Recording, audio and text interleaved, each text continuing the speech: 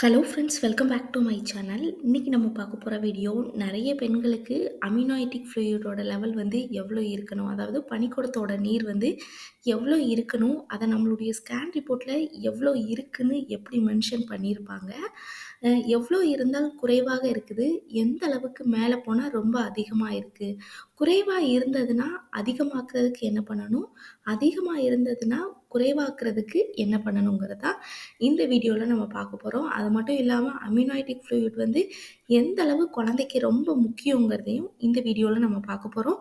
வீடியோவை ஸ்கிப் பண்ணாமல் முழுசாக பாருங்கள், அப்போ தான் உங்களால் எல்லாத்தையும் தெரிஞ்சுக்க முடியும். நம்மளோட சேனலில் முதல் முறையாக பார்க்குறவங்களா இருந்தீங்கன்னா சப்ஸ்கிரைப் பண்ணிட்டு பாருங்கள், அப்போ தான் நான் போடுற யூஸ்ஃபுல்லான வீடியோ உங்களுக்கு நோட்டிஃபிகேஷனாக வரும்.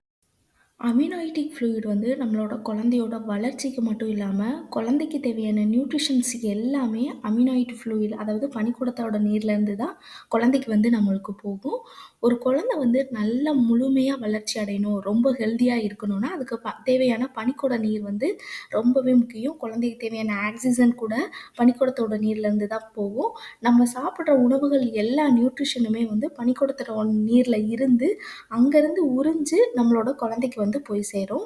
ஸோ நம்ம ஹெல்த்தியாக சாப்பிடணும். அதில் இருந்து தான் குழந்தைக்கு வந்து, அதுவும் அமினோய்டிக் ஃப்ளூயிடில் இருந்து தான் குழந்தைக்கு வந்து எல்லா நியூட்ரிஷனும் போகும். ஸோ அமினோய்டிக் ஃப்ளூயிடோட ரேஞ்ச் வந்து எவ்வளோ இருக்கணும்னு நம்ம பார்த்தோன்னா 8 சென்டிமீட்டர்லேருந்து 18 சென்டிமீட்டர் வந்து இருக்கணும். இது வந்து நார்மல் ரேஞ்சு. உங்களுக்கு 8 இருந்தாலே நீங்கள் பார்டரில் தான் இருக்கீங்க. இதை உங்களுடைய ஸ்கேன் ரிப்போர்ட்டில் எப்படி சொல்லியிருப்பாங்கன்னா ஏஎஃப்எம்னு சொல்லியிருப்பாங்க, இல்லை ஏஎஃப்ஐன்னு சொல்லியிருப்பாங்க. இது ரேஞ்ச் வந்து கொடுத்துருப்பாங்க 8 சென்டிமீட்டர், 10 சென்டிமீட்டர், 15 சென்டிமீட்டர்னு சொல்லிட்டு. உங்களுக்கு ஒரு 10, 11 இருந்துட்டாலே ரொம்ப நல்லது. 12, 13, 14 இருந்தால் ரொம்ப நல்லா இருக்குன்னு அர்த்தம். ஏன்னா ஒரு 10, 11 இருந்தால் சட்டுன்னு குறைஞ்சிரும் ஒரு சில நேரம். அதுவும் 8வது மாதத்தில் நிறைய பெண்களுக்கு பனிக்கூடத்தோட நீரோட அளவு ரொம்ப கம்மியாயிடும். 7 மாதம் ஒரு சிலருக்கு வளைகாப்பு போட்ட உடனே பனிக்கூட நீர் வந்து கம்மியாயிடும். ஏன்னா நம்ம சரியாக தண்ணி குடிச்சிருக்க மாட்டோம், சரியான நியூட்ரிஷன்ஸ் வந்து எடுத்திருக்க மாட்டோம். ஸோ கண்டிப்பாக கர்ப்பிணிகள் வந்து எப்பயுமே, அதனால தான் ஒரு நாளைக்கு உங்களால் எவ்வளோ முடியுது, 20 கிலோவுக்கு 1 லிட்டர் கண்டிப்பாக நம்ம தண்ணீர் எடுத்துக்கணும். 60 கிலோ நீங்கள் இருந்தீங்கன்னா 3 லிட்டர் எடுத்துக்கலாம். 80 கிலோ இருந்தீங்கன்னா 4 லிட்டர் வரைக்குமே நீங்கள் முடிஞ்ச அளவு ஒரு 3 லிட்டரோ, ஒரு 3.5 லிட்டரோ, குறைஞ்சது 3 லிட்டராவது தண்ணீர் எடுத்துக்கோங்க. அது வந்து உங்களுக்கு மட்டும் இல்லாமல் உங்களோட குழந்தைக்கும் ரொம்பவே நல்லது. ஏன்னா நம்ம தண்ணீர் குடிக்க குடிக்க தான் பனிக்கூடத்தோட நீர் வந்து குறையாமல் இருக்கும். இப்போ நார்மலாக இந்த ரேஞ்சு நம்ம சொல்லியிருக்கோம், 8லேருந்து 18 சென்டிமீட்டர். இது மேபி உங்களுக்கு ரொம்ப கம்மியாக இருக்குது, 7, 6, 5 இந்த மாதிரி இருந்ததுன்னா டாக்டரே வந்து அட்மிட் பண்ண சொல்லிடுவாங்க. ஒரு சிலருக்கு ட்ரிப்ஸ் வந்து போட சொல்லுவாங்க. இதை தவிர ஒரு சில பவுடர்ஸ் மாதிரி கொடுப்பாங்க, அதை தண்ணியில் போட்டு மிக்ஸ் பண்ணி குடிங்கன்னு சொல்லிட்டு.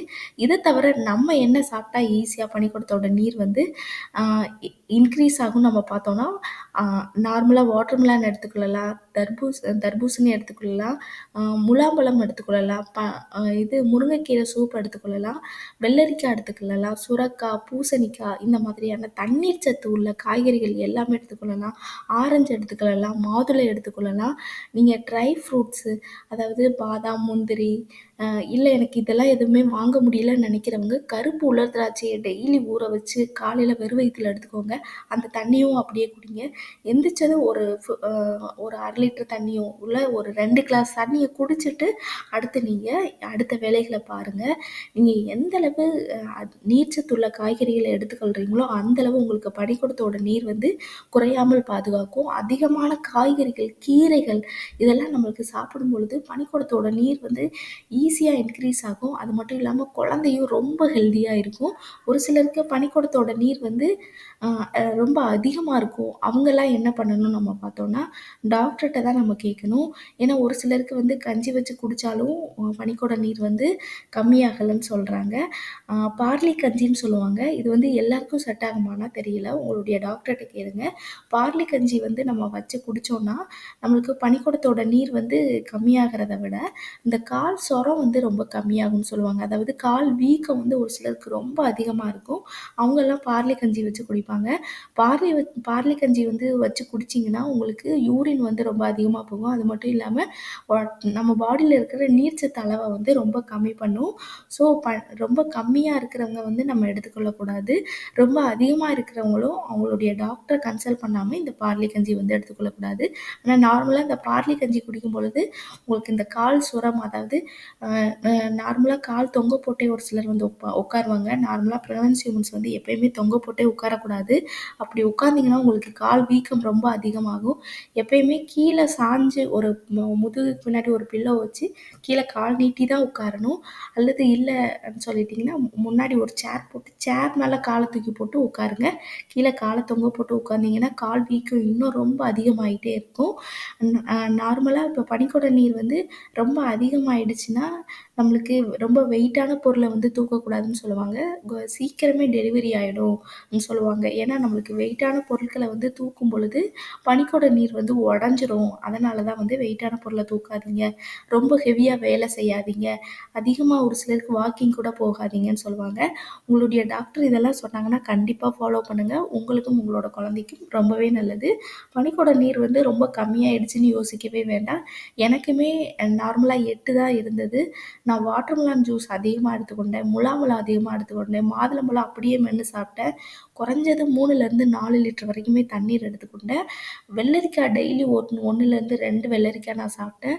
இத தவிர என்னென்ன பழங்கள் கிடைக்குதோ, இப்ப லோக்கலா கொய்யாப்பழம் வந்து நான் என்னோட பிரெக்னன்சி டைம்ல கொய்யாப்பழம் கொஞ்சம் சீசனா இருந்தது. ரொம்ப அதிகமா எடுத்துக்கிட்டேன். டெய்லி கீரை, அரைக்கீரை, சிறுகீரை இந்த மாதிரி பொன்னாங்கண்ணி கீரை இந்த மாதிரி நான் நெறைய எடுத்துக்கிட்டேன். எனக்கு ஒரே வாரத்தில வித்தின் ஆ 14 நாள் கூட ஆகல. எனக்கு 12 சென்டிமீட்டர் வந்து இன்க்ரீஸ் ஆச்சு.